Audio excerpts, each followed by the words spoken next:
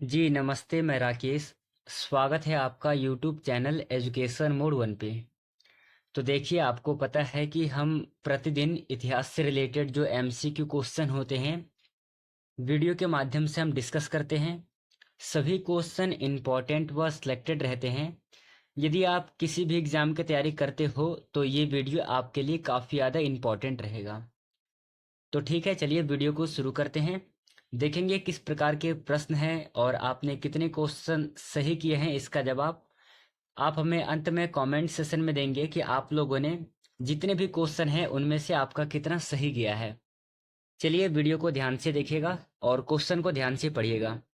पहला क्वेश्चन देखेंगे। पहला क्वेश्चन है, आर्य शब्द का शाब्दिक अर्थ क्या है। आपको बताना है कि आर्य शब्द का शाब्दिक अर्थ क्या पर है। नीचे आपको चार ऑप्शंस दे रखे हैं, वीर या योद्धा, श्रेष्ठ या कुलीन, यज्ञकर्ता या पुरोहित और विद्वान। तो बताइए आर्य शब्द जो है इसका शाब्दिक अर्थ क्या हो जाएगा। तो जैसे कि आपको नाम से ही पता लग रहा होगा कि आर्य मतलब श्रेष्ठ होता है, तो श्रेष्ठ या कुलीन, आर्य शब्द का शाब्दिक अर्थ क्या हो जाएगा, श्रेष्ठ या फिर कुलीन। तो option number B correct answer है। चलिए सेकंड क्वेश्चन देखिएगा।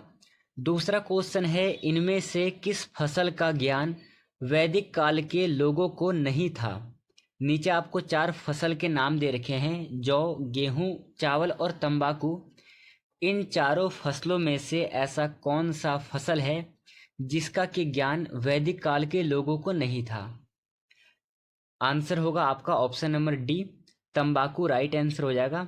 देखिए, वैदिक काल के लोगों को जौ, गेहूं और चावल, ये जो फसल है इनके बारे में पता था, पर जो तंबाकू है इनके बारे में पता नहीं था उन्हें। तो यहाँ पर पूछा है कि वैदिक काल के लोगों को पता नहीं था, तो आपका आंसर हो जाएगा तंबाकू। चलिए नेक्स्ट क्वेश्चन देखेंगे। तीसरा क्वेश्चन है, उद्दक उत्तर वैदिक काल में वेद विरोधी और ब्राह्मण विरोधी धार्मिक अध्यापकों को किस नाम से जाना जाता है। आपको बताना है कि जो वेद विरोधी है और ब्राह्मण विरोधी है, उनको, उन अध्यापकों को किस नाम से जाना जाता है। राइट आंसर है आपका ऑप्शन नंबर बी, उन्हें हम श्रमण कहते थे। Option number B right answer है। चलिए नेक्स्ट क्वेश्चन, किस वेद में प्राचीन वैदिक युग की संस्कृति के बारे में सूचना दी गई है। आपसे पूछा गया है कि ऐसा कौन सा वेद है जिसमें कि प्राचीन वैदिक युग की संस्कृति, इसके बारे में सूचना दी गई है। तो बताइए क्या हो जाएगा सही आंसर, ऐसा कौन सा वेद है। तो राइट आंसर हो जाएगा आपका ऑप्शन नंबर ए। आपको पता है कि ऋग्वेद में प्राचीन वैदिक युग की संस्कृति के बारे में सूचना दी गई है। देखिए, ऋग्वेद के विषय में आपको जो बातें जाननी चाहिए वह है, एक तो ऋग्वेद में पहले 10 मंडल है, यह आपको ध्यान रखना है। इसमें 1028 सूक्त हैं, ये भी आपको याद रखना है। और सूक्त का शाब्दिक अर्थ होता है कि अच्छी प्रकार से कहा गया। तो ये बातें आपको ध्यान में रखनी है, क्योंकि कई बार पूछ लेते हैं कि ऋग्वेद में कितने मंडल है। तो आपका आंसर होगा 10 मंडल है और उसमें सूक्त कितने हैं, 1028 सूक्त हैं। चलिए अगला क्वेश्चन देखेंगे। नेक्स्ट क्वेश्चन है, निम्नलिखित में से उत्तर वैदिक काल में लिखे गए ग्रंथों का सही क्रम कौन सा है। आपसे पूछा गया है कि जो उत्तर वैदिक काल में जो ग्रंथ लिखे गए हैं ना, उसका सही क्रम क्या है। तो बताइए, आपको सही क्रम से लगाना है आपको। तो बताइए, ग्रंथों को सही क्रम से लगाइए आप, क्या हो जाएगा सही आंसर। आंसर है आपका ऑप्शन नंबर ए, सबसे पहले वेद है, फिर ब्राह्मण ग्रंथ है, फिर उसके बाद आरण्यक है, फिर बाद में उपनिषद है। तो ये क्रम रहेगा आपका। तो option number A correct answer है। चलिए नेक्स्ट क्वेश्चन देखेंगे। अगला क्वेश्चन है, वेदों की संख्या कितनी है। नीचे आपको चार ऑप्शंस दे रखे हैं, 2, 3, 4 और 5। इन चारों में से क्या हो जाएगा सही आंसर, वेदों की संख्या कितनी है।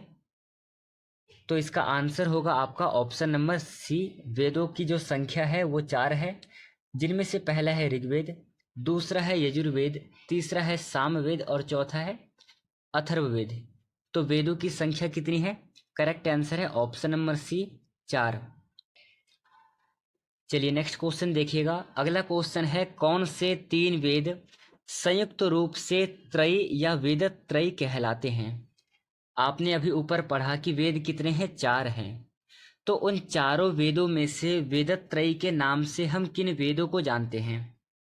नीचे आपको ऑप्शंस दे रखे हैं, बताइए क्या हो जाएगा राइट आंसर।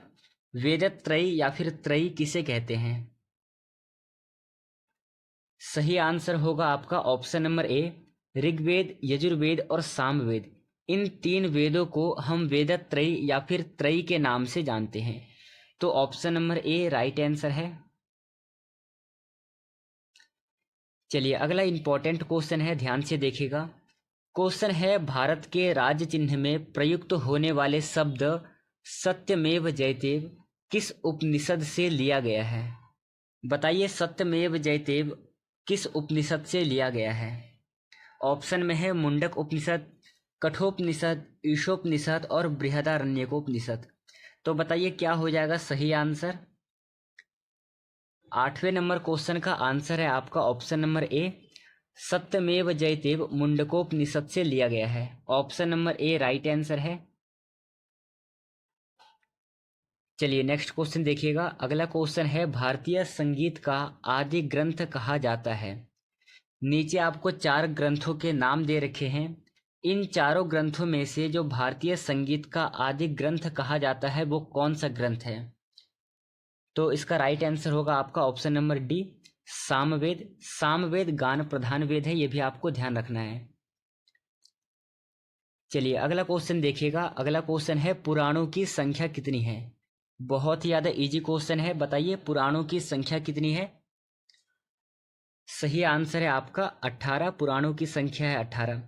यदि आपसे पूछ लिया जाए कि उपपुराण कितने हैं या फिर महापुराण कितने हैं, तो इन दोनों का आंसर होगा 18 18। उपपुराण भी 18 है, महापुराण भी 18 है और पुराणों की संख्या भी 18 ही है। ध्यान में रखिएगा इतने क्वेश्चन को आप। चलिए नेक्स्ट क्वेश्चन देखिएगा। अगला क्वेश्चन है, किस देवता के लिए ऋग्वेद में पुरंदर शब्द का प्रयोग हुआ है? नीचे आपको 4 देवताओं के नाम दे रखे हैं। इन चारों देवताओं में से पुरंदर शब्द किसके लिए प्रयोग हुआ है ऋग्वेद में? आंसर है आपका ऑप्शन नंबर ए, इंद्र के लिए ऋग्वेद में पुरंदर शब्द का प्रयोग हुआ है। तो ऑप्शन नंबर ए राइट आंसर है। चलिए अगला क्वेश्चन है, असतो मा सदगमय कहाँ से लिया गया है? अभी आपने ऊपर पढ़ा था कि सत्यमेव जयते यह जो नारा है वो कहाँ से लिया गया था? मुंडकोपनिषद से।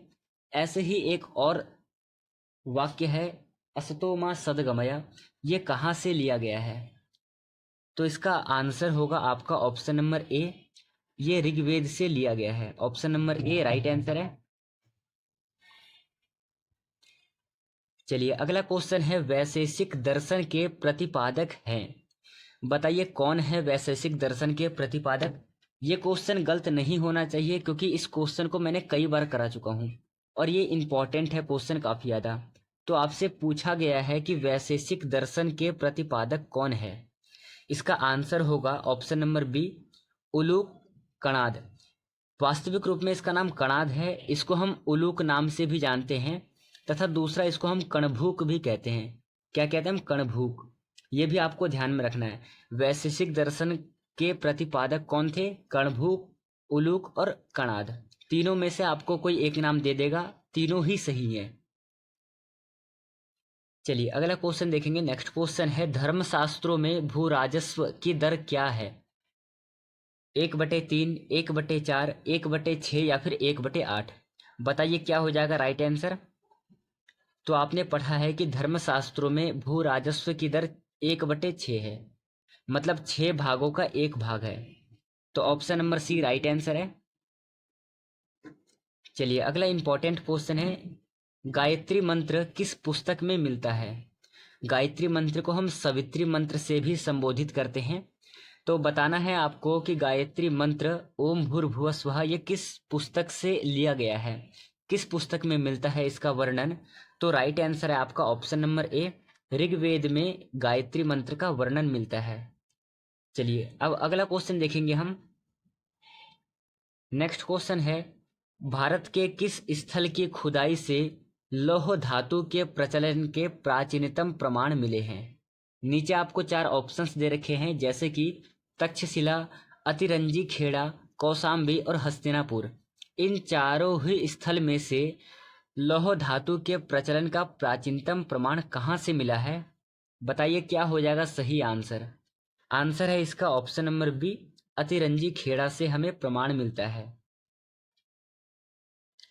चलिए अगला क्वेश्चन है, निम्नलिखित में से कौन प्रस्थान त्रयी में शामिल नहीं है?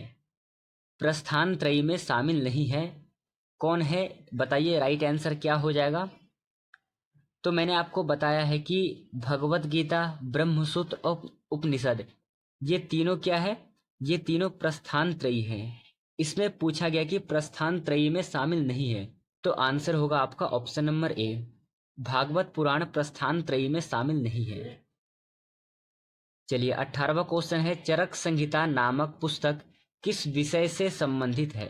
ये किस विषय से संबंधित है चरक संहिता नामक पुस्तक? तो आपको पता है कि इसके लेखक तो सबसे पहले जानेंगे कौन है। इसके लेखक है चरक ही इसके लेखक है, और ये संबंधित है चिकित्सा से। Option number C right answer होगा। चलिए अगला क्वेश्चन देखिएगा। नेक्स्ट क्वेश्चन है, सांख्य, योग, न्याय, वैशेषिक, मीमांसा एवं वेदांत, इन 6 भिन्न भारतीय दर्शनों की स्पष्ट रूप से अभिव्यक्ति हुई है। बताइए किस युग में हुई है? तो मैंने आपसे कहा था ये जो 6 दर्शन है, इनकी वैदिक युग में क्या हुई है? अभिव्यक्ति हुई है। तो ऑप्शन नंबर ए राइट आंसर है। चलिए आज का अगला और इम्पोर्टेंट क्वेश्चन देखिए। इस क्वेश्चन को करने से पहले, जैसे कि मैंने आपको वीडियो के प्रारंभ में बताया था कि आप कितने क्वेश्चन को सही करते हो, इसका जवाब आप हमें कमेंट सेशन में देंगे। तो आप लोग बताइएगा कि आप लोगों ने इन 20 क्वेश्चंस में से कितने क्वेश्चन को सही किया है, और अगला किस टॉपिक से संबंधित आपको वीडियो चाहिए, आप हमें यह भी कमेंट सेशन में कमेंट कर सकते हैं। तो चलिए अगला क्वेश्चन देखेंगे। ऋग्वेद के किन 6 मंडलों को वंश मंडल या फिर गोत्र मंडल कहा जाता है? बताइए, इंपॉर्टेंट है काफ़ी। ऋग्वेद के 6 मंडलों को वंश मंडल कहा जाता है। ऐसा कौन सा मंडल है? तो मैंने आपको बताया था कि जो 2 से 7 मंडल तक है ना, इसको हम क्या कहते हैं? वंश मंडल कहते हैं। मैंने आपको बताया था कि ऋग्वेद में कितने मंडल है? ऋग्वेद में 10 मंडल है। इन 10 मंडल से जो दूसरे मंडल से 7वें मंडल तक है, इन्हें हम वंश मंडल के नाम से जानते हैं। तो चलिए आज की इस वीडियो को हम यहीं पे समाप्त करेंगे। आपका जो भी समस्या हो, जो भी शंका हो, आप हमें कमेंट के माध्यम से अपना कमेंट शेयर कर सकते हैं। और अगला किस टॉपिक से संबंधित वीडियो चाहिए या फिर आपका क्या सहयोग कर सकता हूँ, इसके बारे में आप हमें कमेंट सेशन में अपनी राय अवश्य शेयर करेंगे। चलिए आज की इस वीडियो को यहीं समाप्त करेंगे। धन्यवाद। जय हिंद साथियों।